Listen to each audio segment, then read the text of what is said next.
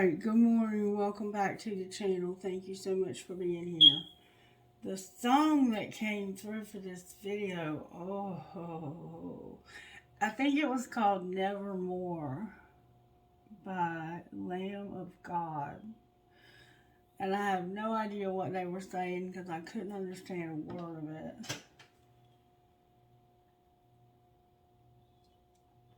And Soulmate by Lizzo. I could understand those words. It was something about loving a Gemini. So, whatever. Alrighty then. Enough of that. If you want to listen to those songs, go right ahead. I do not want to listen to those songs again. Ever. Lordy, lordy, lordy. And I apologize if the video last night was a bit long. I did notice after I finished recording it that it was almost 2 hours long, and it felt like it took 15 minutes to video, so I don't know. But I guess I got out what I needed to get out. And let's see. We were talking about Holly and how she was going to check on Dean, and then she stuck around. And she stuck around until I got rid of her ashes. And it took me a while to get her ashes because her funeral had not been paid for. And so my husband and I had to come up with a way to pay for that, to pay for her final expenses before we could get her ashes. And when I got her ashes and I gave them to her son, she finally stopped hanging around. So I guess she's with her family now. She's here with me sometimes, but she's with her family, I think, mostly. She has children. I think 3 children, a girl and 2 boys. So I checked on Denny, and he was incarcerated. And at the time that I checked on him, he told me that his family had just stopped communicating with him for some reason. So I guess I kind of was asked to pick up where they left off and help him to get through the next 2 years of the sentence. And I think I did that. I felt like I did that. I may have overdone that just a little bit. And the only expectation I had out of it, really, was that he would be my friend, that we would be friends. You know, maybe on a deeper level, there was some resentment that I needed to work through, but I feel like I worked through that because of the way things ended with us years before. And let's see.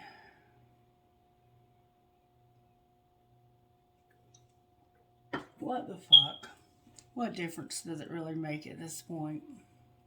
When Dean died, he and I had spent the day together. And if you rewind a little bit further, he was living in a camper at my parents' campground. And I was working a job that I worked 7 p.m. to 7 a.m.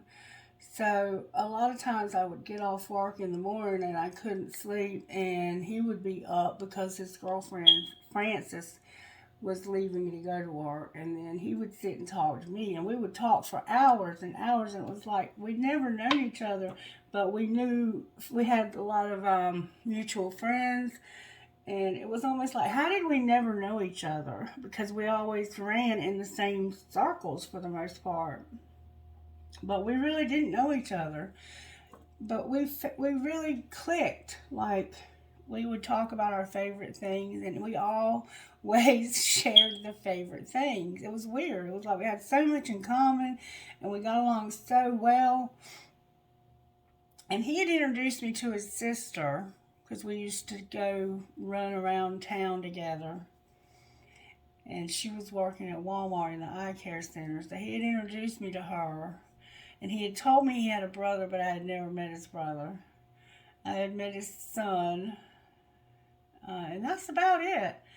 The brother's girlfriend would come around occasionally, but I never met her. And I met them all after he passed away. But the day, okay, like 2 weeks before, or maybe a week before the suicide happened, he came to my house and I was at work, and he asked my mom if I was home. And apparently she could tell by his expressions and the way he was acting, because she knew him. She had known him, from living on her property down there. My whole family knew him, in fact. The kids knew him pretty well too, and they were little at the time. But when I got home from work, she said, "You might want to check on your friend Dean." And I was like, "Why?" She said, "Well, he came by here last night asking to speak to you, and he wanted to ask you some medical questions." And I told him that if he was sick, that he might need to go to the emergency room because you were at work. And I used to be a nurse, as you all know, and he knew that too. So I called him. It took me a couple of days to get him to answer the phone. And when he finally got on the phone, he was like, "Yeah, I was looking for you because I had taken a handful of pills." And I said, "What?" And he said, "Yeah, I know, it was stupid." He said, "I learned my lesson. I'll never try no dumb shit like that again. I got the shits from it." And he had gone to the hospital, and I can't remember if he said they pumped his stomach or not. I think no. They just said that it would wear off. But he said he felt real bad from it, and he never intended on doing it again. And I said, "Well, when can we spend some time together? Because I really want to hang out with you." By this time, he had moved his camper down the road to behind another guy's house. He was no longer staying at my parents', but he did stay there for a few months. And that's how I got to know him so well. And he was like, "Well, he told me, I think next week we can hang out on Wednesday. I think it's either Tuesday or Wednesday." And I said, "Good, I'm off work that day. We'll have a good time." So he said, "It's a date." "Yeah, it's a date, da da da." So sometime prior to that, he disappeared. And I kept looking for him, and I'd go by his house, and I couldn't never find him. I couldn't get him to answer his phone, and I got real worried about him. So I started calling around to the hospitals and the police department. Well, I finally found him in jail. He had gotten in a fight with this girl that he was living with, Frances, and they were both probably beating the shit out of each other. Probably fucked up, and he ended up locked up. And so I called the jail, and I said, "Look, I need you to have him call me." And they did. They got him to call me, and he was like, "You're the only person that's even cared enough to check on me." And I was like, "Well, nobody knows where you are. People probably think you're just out somewhere getting fucked up or doing whatever you do, Dean. I mean, you're so unpredictable these days." And he was like, "Well, thanks for checking on me anyway. Can you pick me up? They're going to let me out when I go to court." And I was like, "Well, when's your court date?" And he told me, and I said, "Yes, I'll pick you up. So I'll be there for when you go to court, and then you can ride home with me. I'll give you a ride back home after court."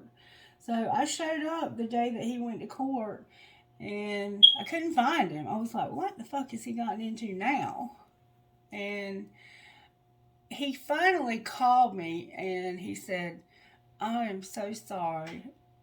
Frances picked me up, and I couldn't tell her no."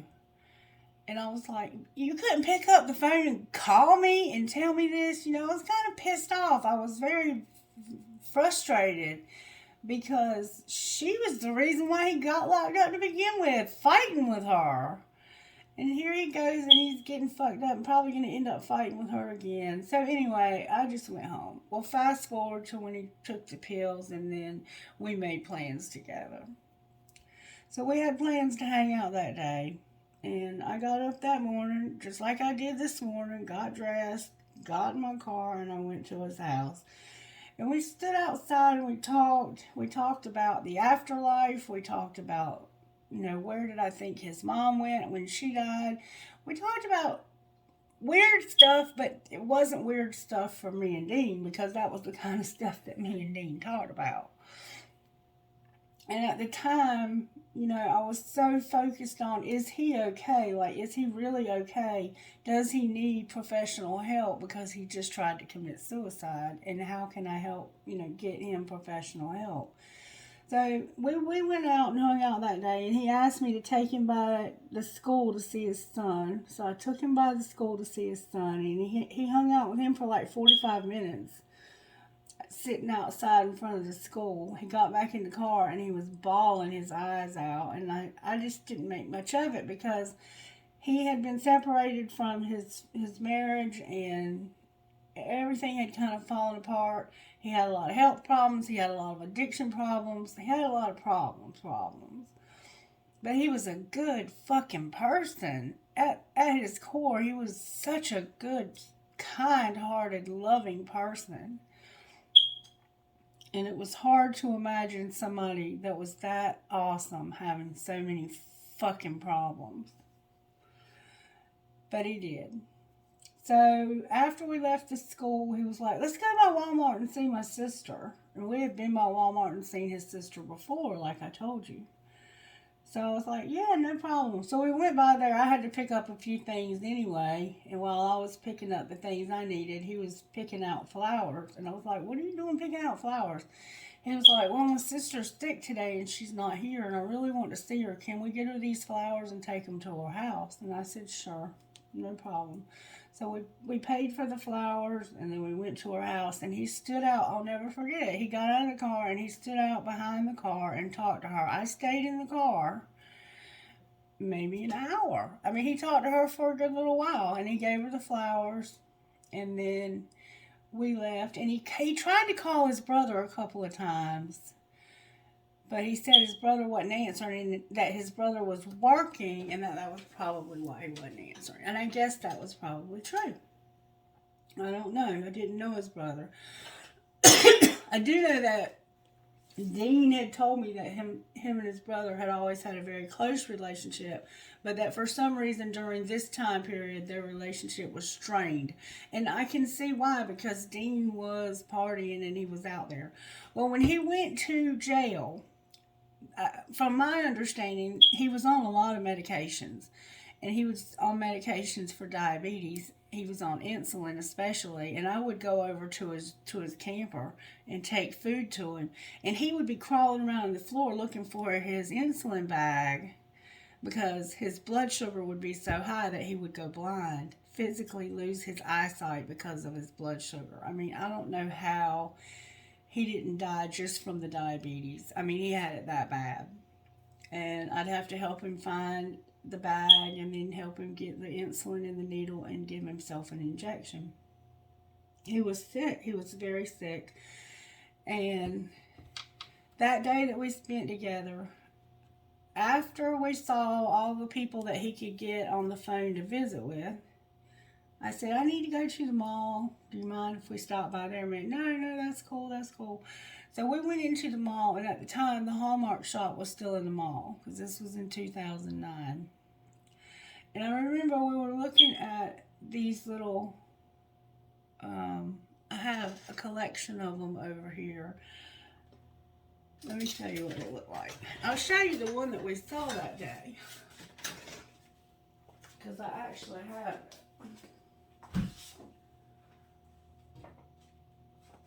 They look like this.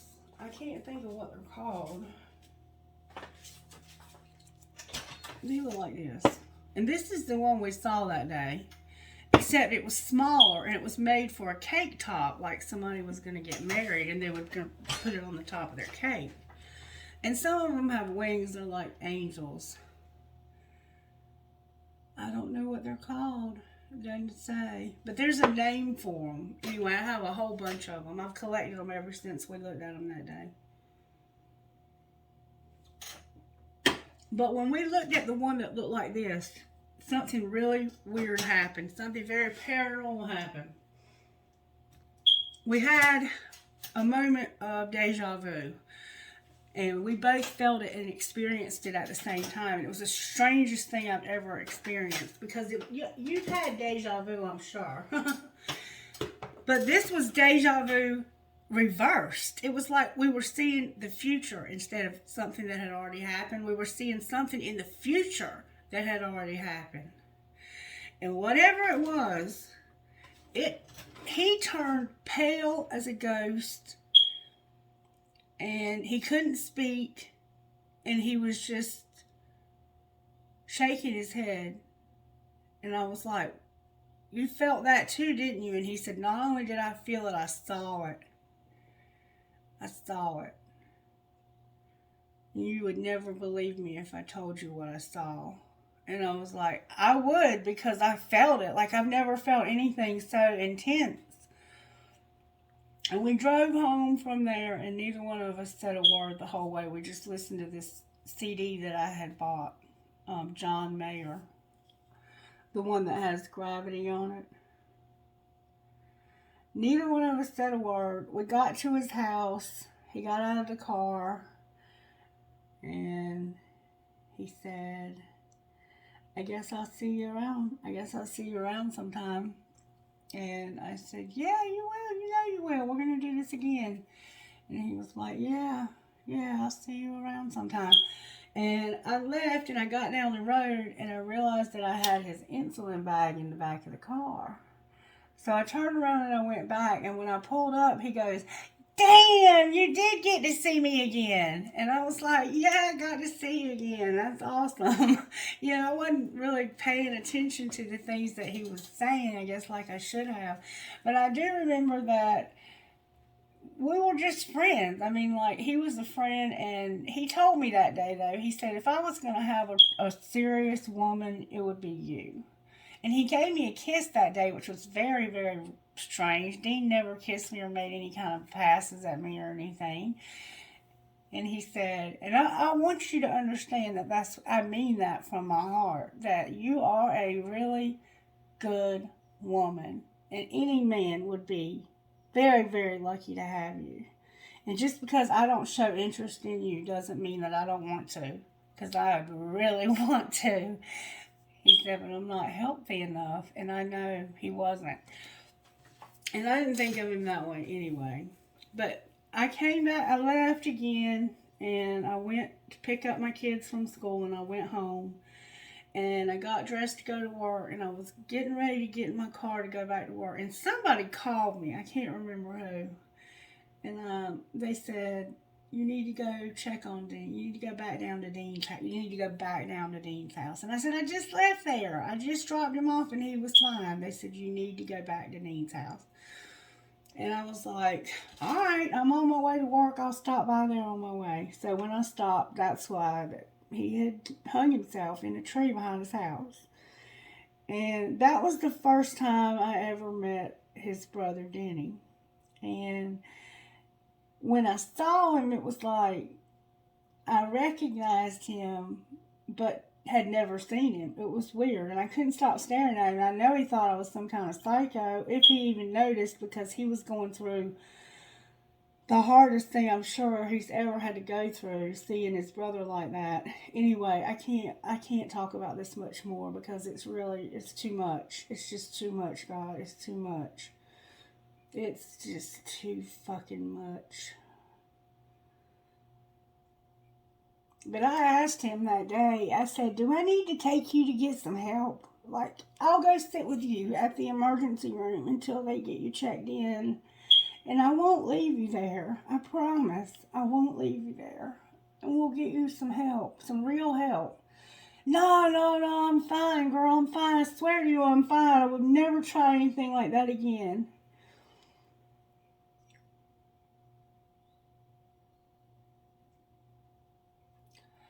So anyway, that's when I met Denny. That was when I first met Denny. And I don't know, a little while after the funeral and everything, and things calmed down a little bit, he invited me to his house to have a cookout with him and his girlfriend. And I was like, sure, I would love to do that. I said, I got to go to the bookstore and get a new journal. But he was like, well, that'll be perfect because I'm not home yet. I'm just now getting off work and I got to get home and get a shower and everything. So a couple hours later, I got to his house and we were sitting there in the den, I guess it was. I had never been around his house, so I only knew like the living room and this room he took me in. It was like a den that had a TV in it, and he was playing video games in there. And I said, where's your girlfriend? Oh, she changed her mind and decided she was going to go out of town and visit her family. And I was like, well, I should probably leave then.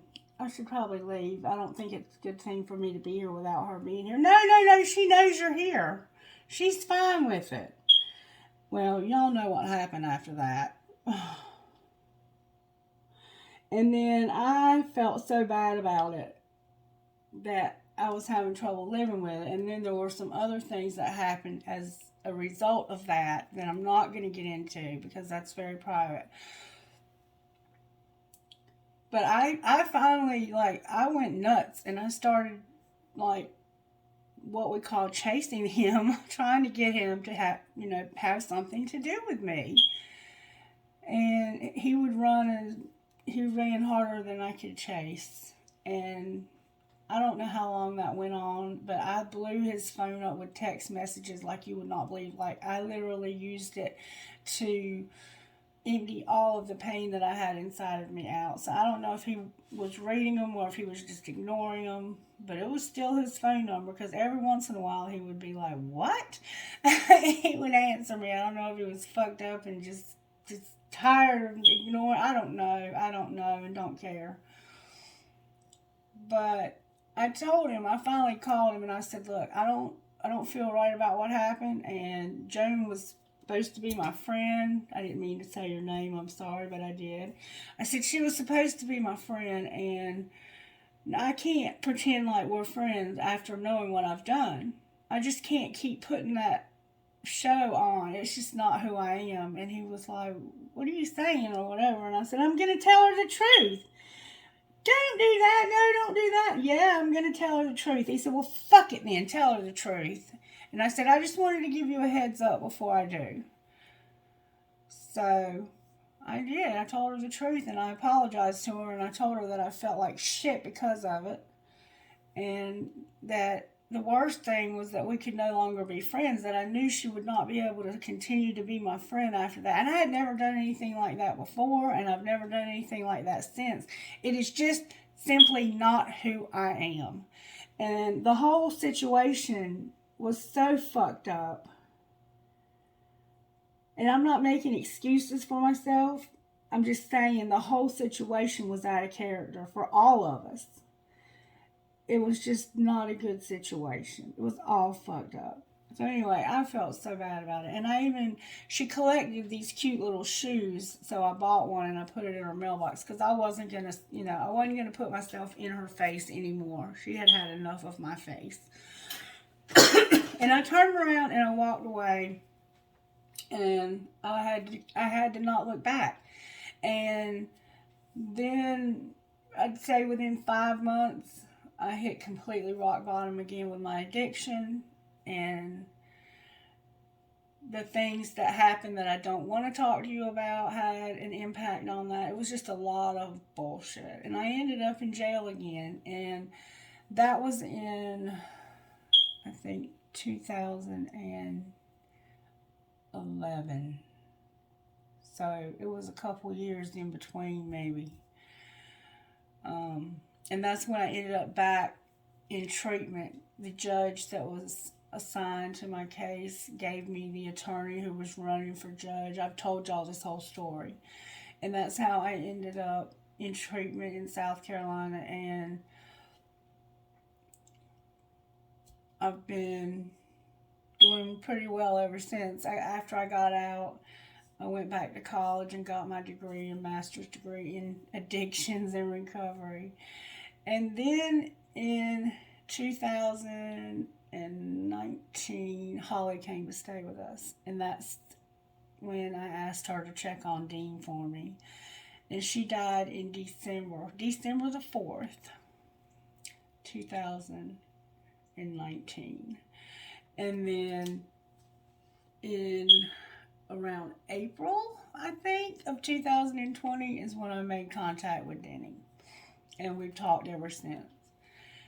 And as far as I know, we're friends. I mean, I would say we are.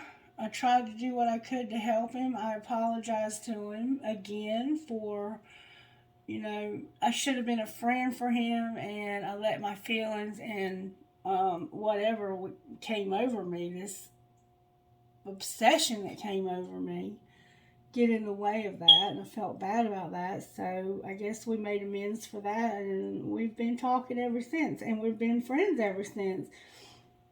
I would say good friends. I think he knows me better than anybody has ever known me, truly. And I was married to 2 different men, and neither one of them knew me as well as he knows me. But there's nothing romantic about it. We're just friends. Now, why I'm telling you all this, I don't know. But yes, I did apologize to the girlfriend. And he's back living with that same woman again. I don't know if they're together, or I was told they weren't going to be together. But, people lie. People lie. Especially if they don't want to hurt her feelings. Not realizing that lies hurt worse than the truth. Right? Alright, so enough about that. So now you know where I fit into all this twin flame bullshit. Okay? Now you know the rest of the story. Alright, Spirit, how are you working in this collective? Can I see, please? And as you saw, Dean helped me yesterday with the... Yeah, okay. Oh, for God's sake. Spirit says I'm working on love here. And honesty. No shit, and kindness. Spirit says I'm working on love and honesty. I guess you are, Spirit. I guess you are. Alright, let's get a prayer. Love and honesty.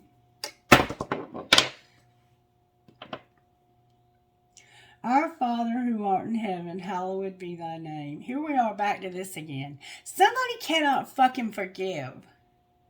Somebody is refusing to forgive.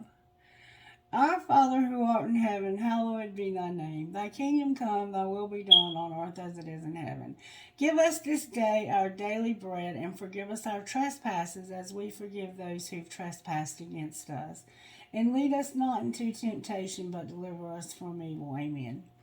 And I've also been told, I've heard some of the most disgusting, unimaginable lies about myself that you could ever imagine. I've also been told that because I couldn't get over Dean, that I'm going after Denny. And if that's what you need to believe so you can sleep at night, more power to you. But nothing could be further from the truth. Because first of all, nobody could ever replace Dean. Certainly not Denny. They were like night and day. From my perspective. But this is about love and it's about honesty, right? So I'm just being honest with you.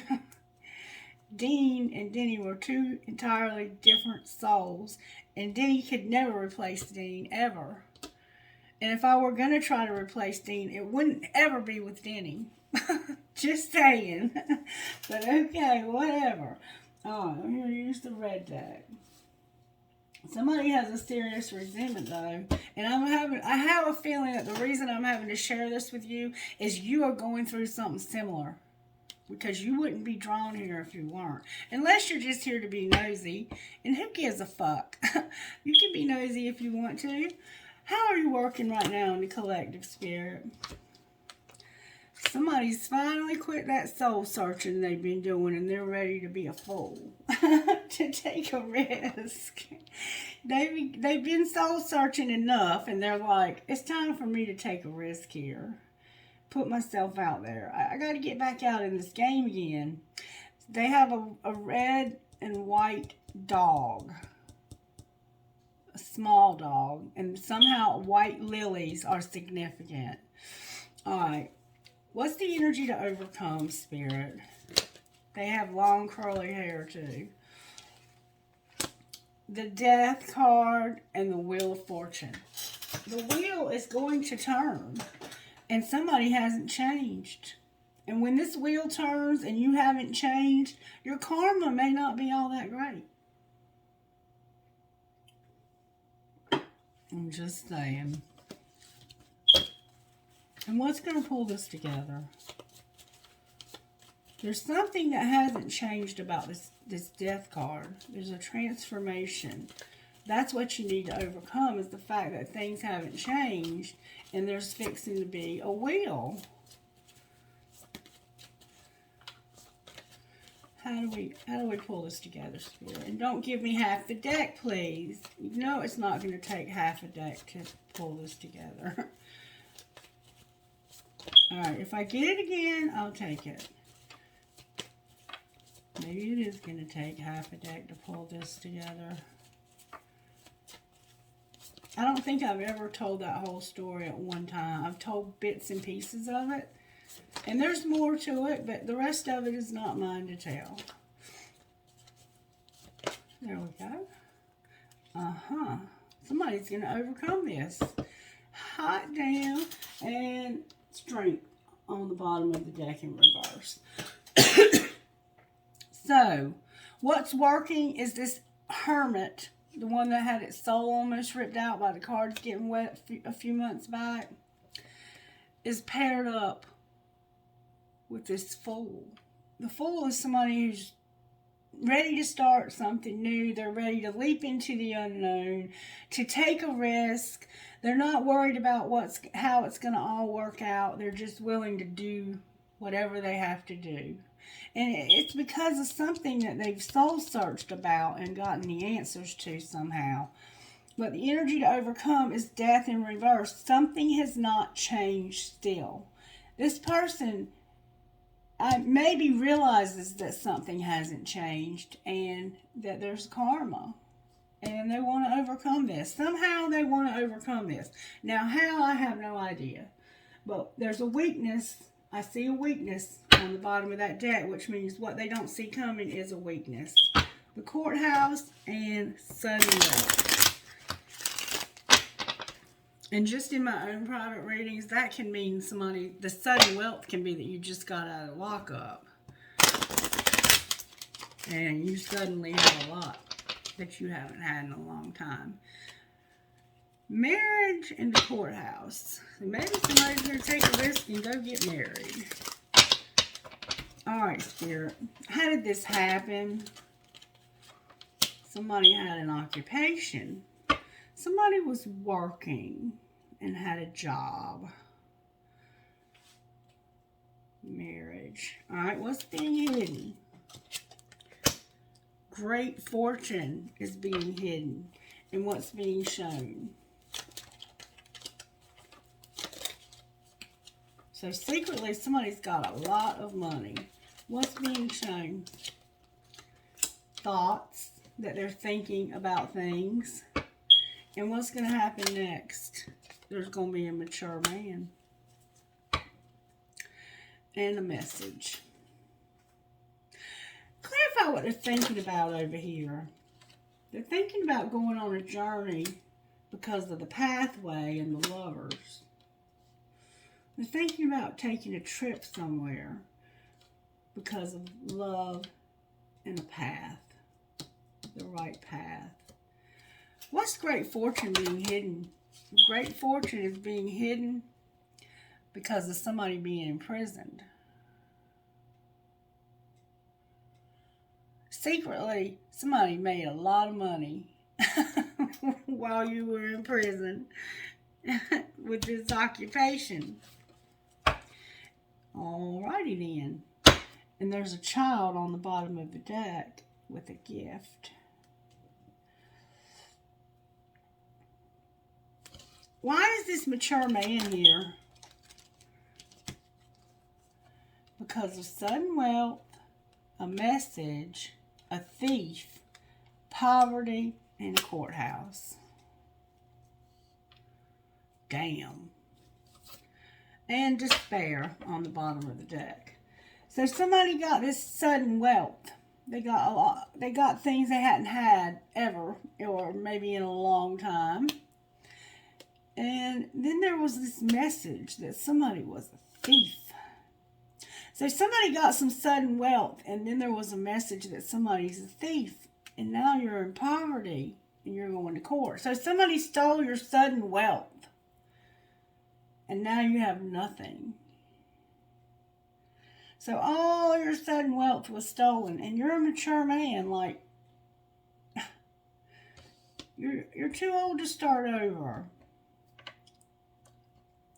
Chose the wrong occupation, I guess. What's being hidden is somebody's in prison and they have a great fortune. Don't ask me. I have no idea. Spirit, what are we going to do here? Tell me how this happened, please. Untold truths of the oracle. How did this happen? It was an occupation, but how did it happen? There was chemistry in this occupation. This could have been somebody who was selling drugs, just saying. Clarify chemistry. Emotional whirlwind also. So, you had chemistry and an emotional whirlwind in this occupation. Let's say you were selling drugs. What's being hidden? There's my dark influences. Somebody is clinging, chasing some dark influences. Somebody is clinging to and chasing some drugs secretly while they're in prison. All right, and what's being shown? That you are taking care of yourself and making yourself comfortable. And now you're thinking about taking a journey to get on the right path because of love or because of a decision. All right, what's going to happen next? There's going to be shock, the unexpected trouble, and somebody's fucking exhausted. So you're about to have a tower, and exhaustion is here, and despair. Despair. Clarify upheaval, exhaustion, and despair. It's something you've been trying to avoid. Oh, it's a confession you've been trying to avoid. You've been trying to avoid confessing, and you're about to have a tower because you are exhausted. You're tired of avoiding this confession. You're tired of lying to people about this mirror and these shared feelings you have. All right, well, let's find out what this confession would be. Talk to me about the confession, Spirit. What would this person say? I don't want to let you go. I miss hearing your voice. I do love you, but I need security.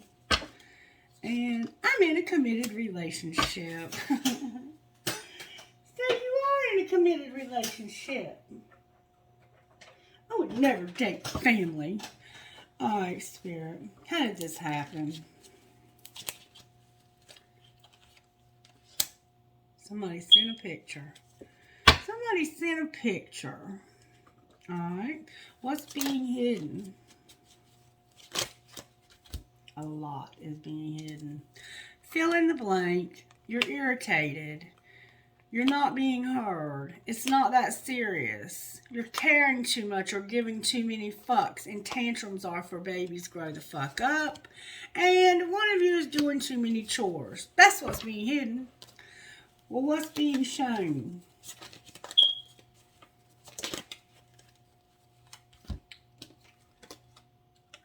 That you're getting hot and sweaty and working out. Fuck your feelings and fuck your job. Fuck your feelings. You have logic for a reason. Use it. And fuck your job. Work is important, but your partner is more important.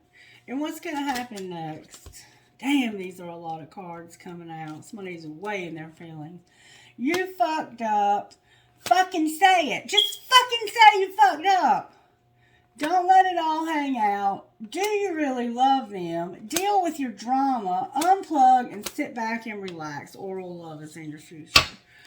And people are messy, but love them anyway.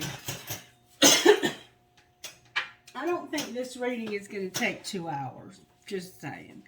Alright, talk to me, Spirit, about why this Fool is here. The Fool is here because somebody's single and somebody's a lying motherfucker when it comes to a higher level commitment. Why is the Hermit here? Because of somebody being married and wanting to have it all and being a fool. The marriage card came out in came out in reverse. The wedding, marriage came out in reverse.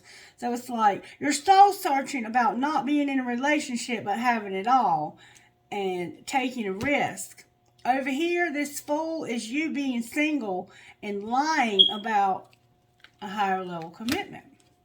So yeah, you're seeing them, you're sleeping with them. This is somebody you're with, and you lied about it.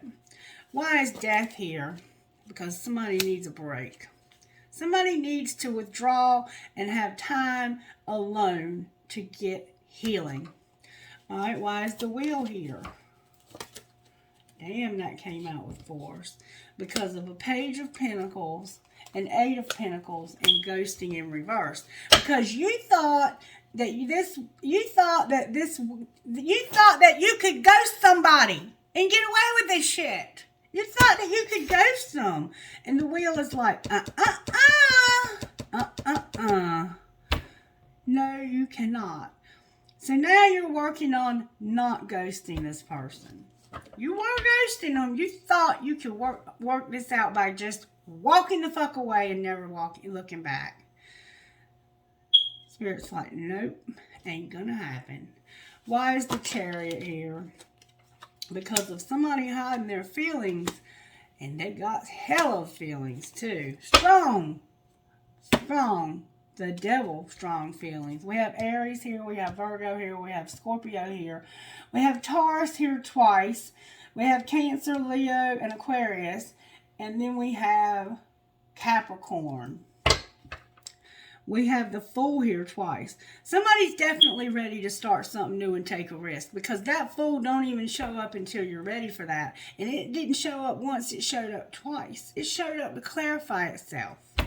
So you're about to take a risk. I think you're about to travel to see somebody, because this bullshit you're doing over here in secret is not working out as well as you thought it was going to work out. And the way to overcome this is, it's got to do with you hiding feelings that are very strong feelings. The Devil strong. Now, either you have an addiction and you're hiding that, or you have real strong feelings for somebody. But we're going to find out which. Show us which. Judgment. This is over. You can't do this anymore. You can't hide these feelings anymore. It's too hard. It's too much of a burden. Alright, so why is Strength in reverse? Because you don't know what to do next. You don't know whether to shit or get off the pot. Maybe you don't have the ability to do whatever you want to do next. Clarify the Two of Wands. It's like you're at this crossroads. You're bickering and fighting over a Queen of Pentacles that's not even in the picture right now. Could be a Capricorn. Why are they bickering and fighting? Because of the Queen of Swords, children in reverse, the Three of Swords in reverse, an internal conflict, and the Lovers. You're bickering and fighting with or over this Queen of Pentacles, because somebody said, listen, there are no children. They're gone. You lost the children. There are no children. Why are you still worried about this affair that you had with this person? Why are you still struggling with being in love with this person? There are no children. So why are you still? Because you're unhappy as hell. And why are you unhappy as hell? Because you're wishing that you could have the generous, fair, and balanced relationship that made you happy. With or without the children.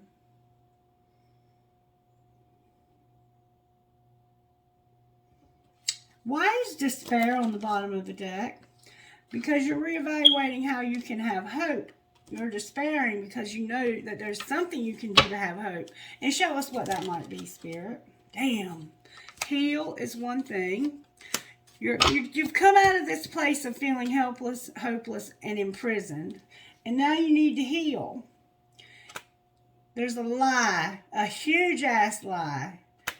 And somebody's saying it with a lot of zest. Somebody's saying it. They're arguing with you about this lie. And intuitively, you know that you're going to have a tower. You're going to have a tower because all you've ever cared about is money.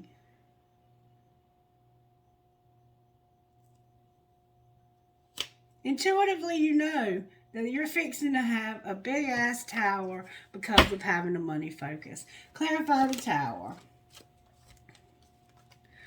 The tower is about somebody who is being nosy and somebody who wants somebody real fucking bad.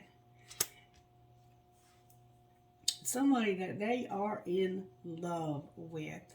This Queen of Cups, which is a Scorpio, it looks like, from what I'm seeing here. You're trying, like, you don't want to talk about this person because you know you want them bad, and you want them bad, and you want them bad. You're tired of this other person, I think, talking about them.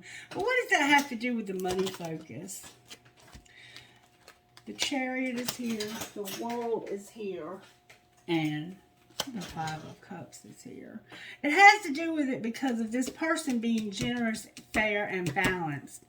And you moved and ended it. And now you're grieving this loss.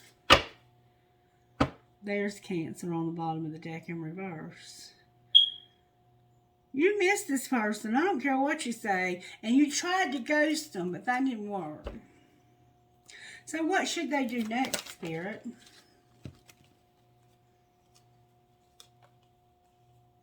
Spirit says you need to end the third party that you've been soul searching about and offer somebody this new cup, the person you're in love with.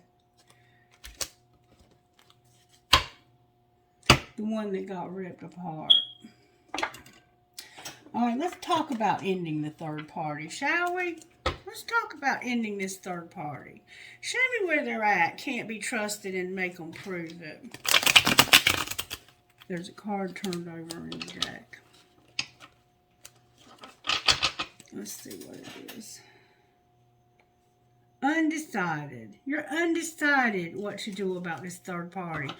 You have 3 people here. And you may even have an addiction. Honestly, I don't know what I want. Not sure if I even want a relationship. And that's fine too. But if you don't want a relationship, you don't get to lay up on people and use them for the money.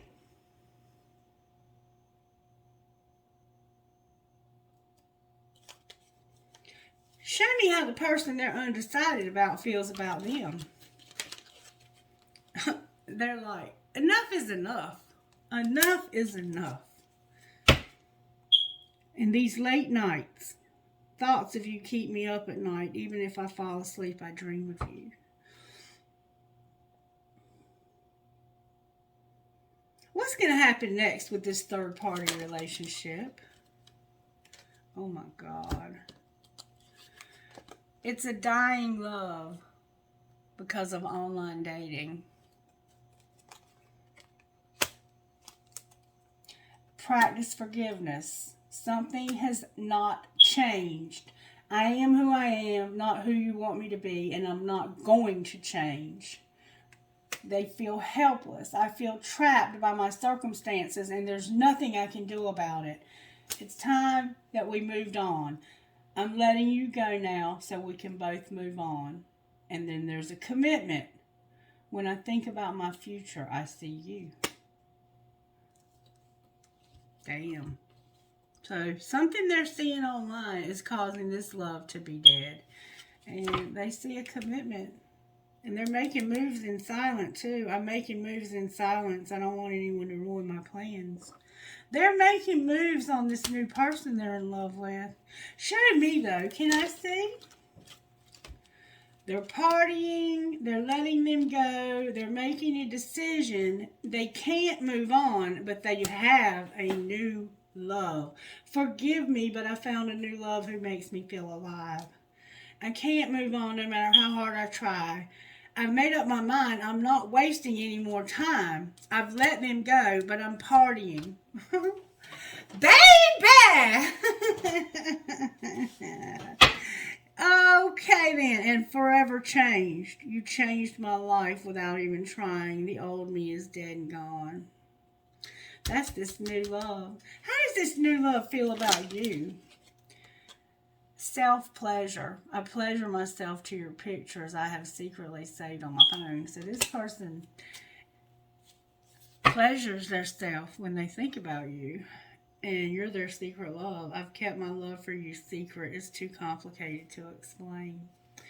How else do they feel besides self-pleasure?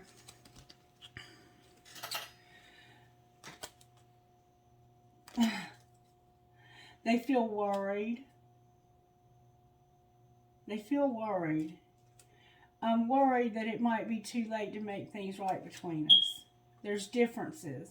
Maybe we're just too different to make the relationship work. They will call, so you worry about them calling.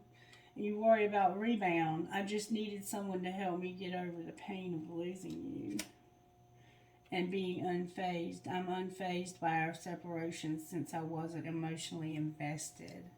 Somebody is lying to themselves. Somebody, that's not true. I don't feel like that's true. What's the truth, Spirit? It might be. What's the truth? Make them prove it. They can't be trusted. They got control issues. And yeah, there's competition. So yeah. They're worried because y'all have differences. And they found somebody on the rebound. And they feel unfazed by this. Yeah, that's what's up. Somebody can't be trusted. Make them prove it. They got control issues. Trying to control the situation to avoid having it control me. So this person is trying to find somebody to rebound on. I get intimidated and nervous knowing you get so much attention. And they will call. What's going to happen with the rebound? They're fighting it.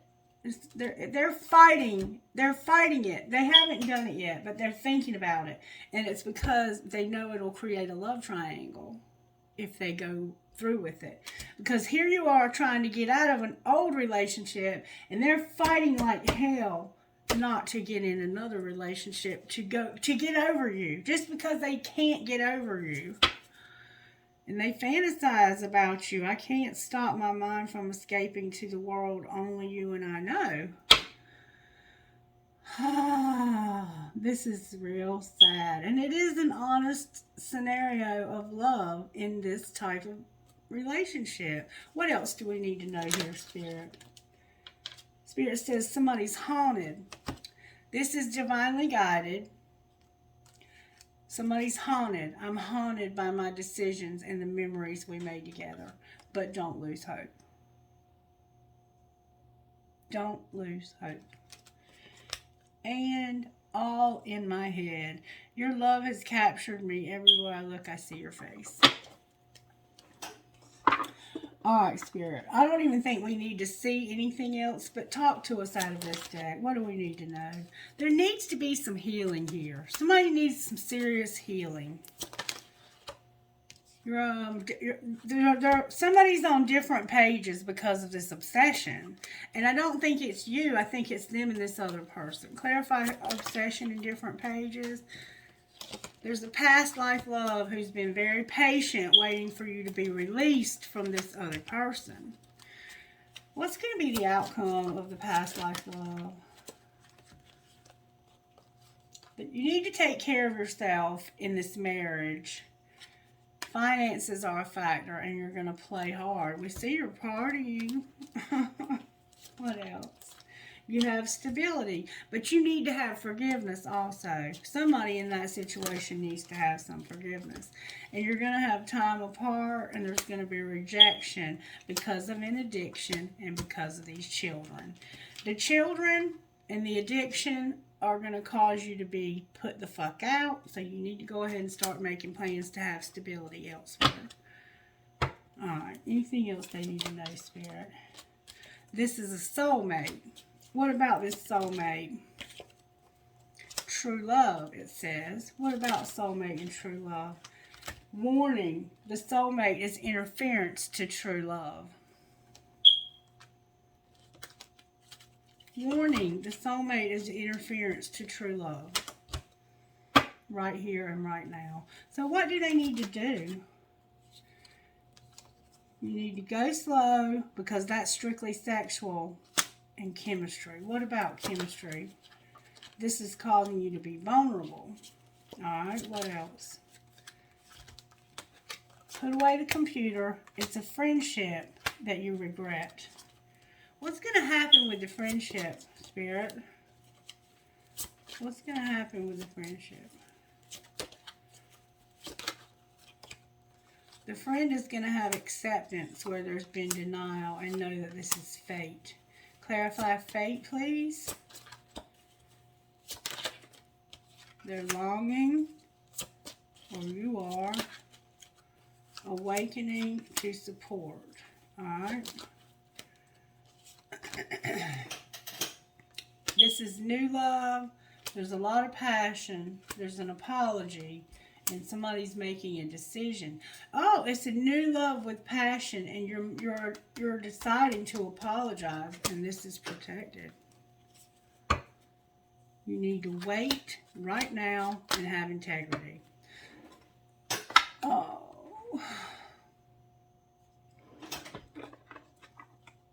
What does the collective need to know, Spirit? The key to your happiness is you. Learn a new skill. Explore your passions. The right person will fight for you, and it feels like you've been here before.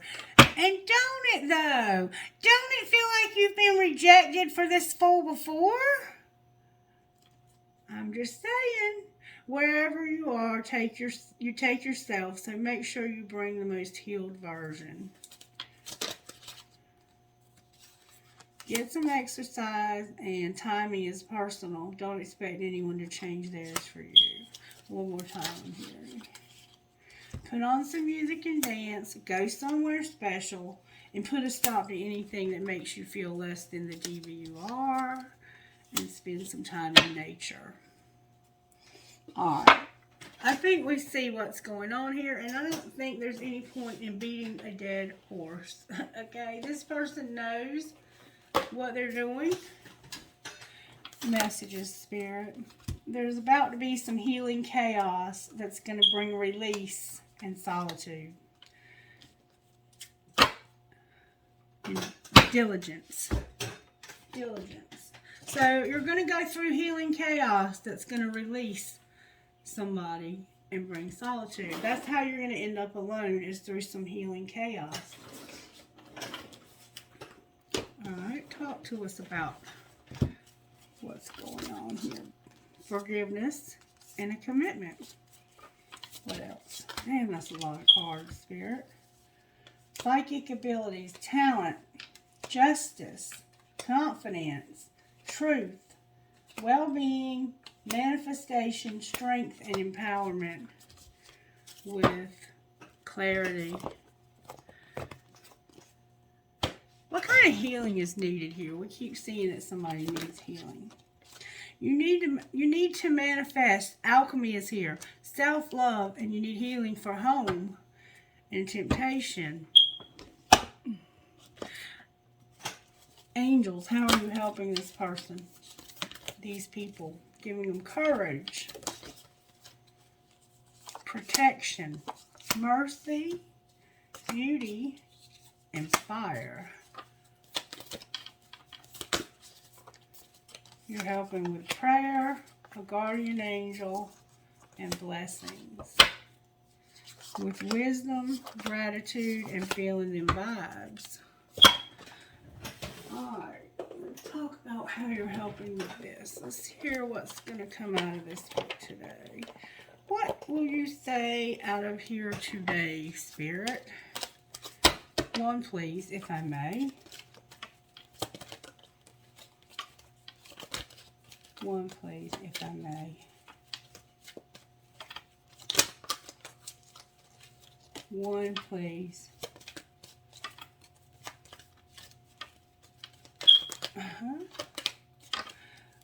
One.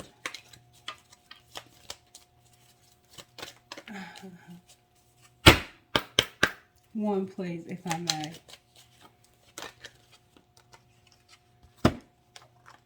I got two, so I'll take them. Shaman of Skulls, Princess, Savior, and Soul Sisters. Number 34, Shaman of Skulls. In your heart, you have been asking for something different, something more, and the universe is answering your prayers. You do not need to be afraid of the changes happening or that are going to happen. They are part of the answer from the universe. You might feel uncertain because you cannot see how all this is going to work out, but know that the universe is caring for you and will provide a way to move through the transition with grace. You are not crazy to willingly enter this experience. There is nothing that you need to avoid and so much that you will gain. Number 12, Princess Savior. Even if you feel uncertain about facing a challenge, believe in yourself. You are strong enough to conquer this. There will be help if needed, but you already have the inner resources required to overcome any obstacle and attain the most blessed outcome. If you are in the process of letting someone or something go, perhaps an old habit, an old way of life, a relationship, or a situation in which you have felt trapped, don't allow insecurity or uncertainty to stop you. You've got this, and you are doing the right thing in moving on. And then Soul Sisters, number 38, says this. You are being emotionally and psychologically influenced by the people around you more than you may realize. Sometimes this is good. They uplift and inspire you and help you feel loved and loving. However, sometimes you can sense that being truly yourself in a situation could result in unwanted conflict, and you undermine yourself to keep the peace. You'll find that the moment you stop doing this, some difficulties you've been having in moving forward will fall away almost as if by magic.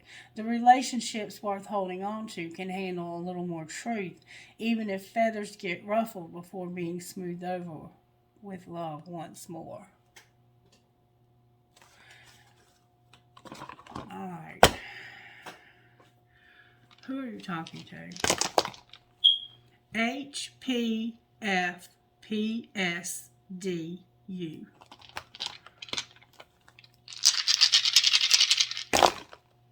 TNIFLZO.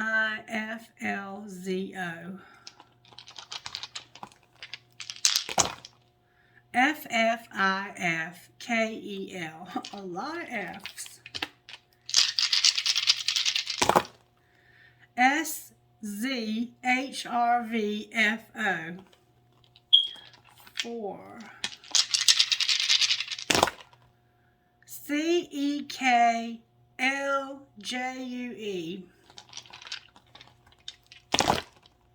PVDDHYT. VSCGPHM. CYDLQPK. One more time. R. DCCWLLB. May I have trinkets, please? Just for this reading. Alright. I have a guitar. Somebody plays guitar. A marble. A fancy heart. An elephant. I have a J. I love you to the moon. No, I love you more. I'm sorry. I have a whale tail, a shell, a gasket. Oh my goodness. I have a G, an infinity sign, an umbrella, a little kid, a little girl, a crescent moon with a star, a rose, a deer like a Bambi, a Mustang, you might drive a Mustang, health, happiness, and treasure.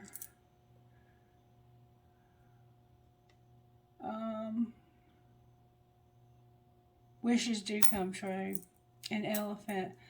Look, I have a cue, and I have another guitar, and a butterfly, and an owl, and what's for you will not pass you by, and something else, but I dropped it. I don't know what it was. And a seahorse. Seahorses mate for life. I have the word love, and I have a magnet. Let me get through this bowl, please. I have a key, a fancy heart, a piece of turquoise, the angels watching over those children on the bridge, a heart, a fancy heart with a flower, an infinity sign, a tower, maybe you live in a tower.